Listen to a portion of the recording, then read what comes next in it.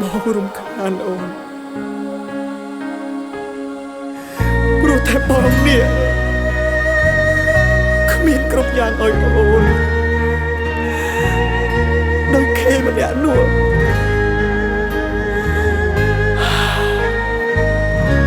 អូនទៅចោលបានដឹងច្បាស់វល់លាក់ផ្លាំងមានថ្មីហើយហេតុដេចឡើយចិត្តអើយនៅនឹកដល់នាងត្បិតយើងធ្លាប់ជាសង្សារនឹងគ្នាមែនតែពេលនេះបានបដូរផ្លាំងអងទៅហើយព្រួងអូនសំរេចចិត្តជ្រឿងរូបគេបងគ្មានទៀតទេនៅក្នុងបេះដូងបងក៏តាមចិត្តអូនទាំងធ្លាយទ្រូងឲ្យតែស្ងួនអូនពិតជាបានក្តីសុខជីវិតអូនរស់បានសុខហើ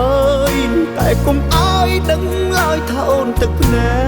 កបើប្រុសនោះធ្វើបាបចិត្តមកអូនជប់ចាប់ពុនពេកបងនឹងគេច្បាស់ជាមានរឿងធំ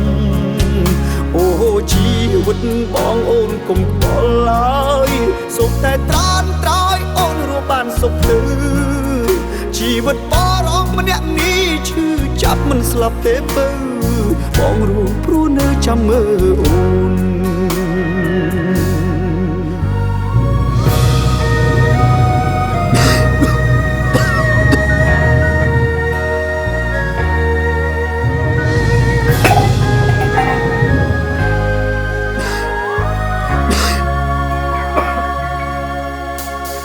ដឹងច្បាស់វល់លាក់ផ្លាំងមានថ្មីហើយ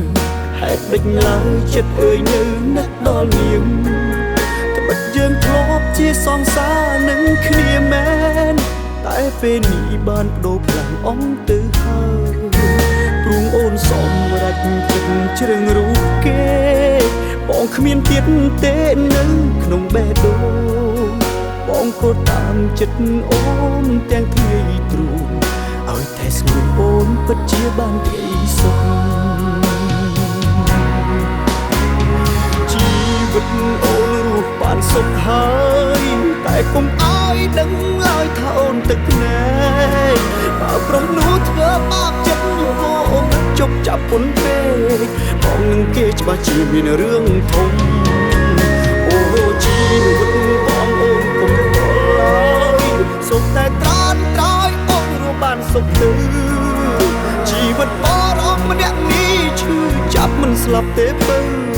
បងរស់ព្រោះនៅចាំមើលអូនជីវិតអូនរស់បានសុខហើ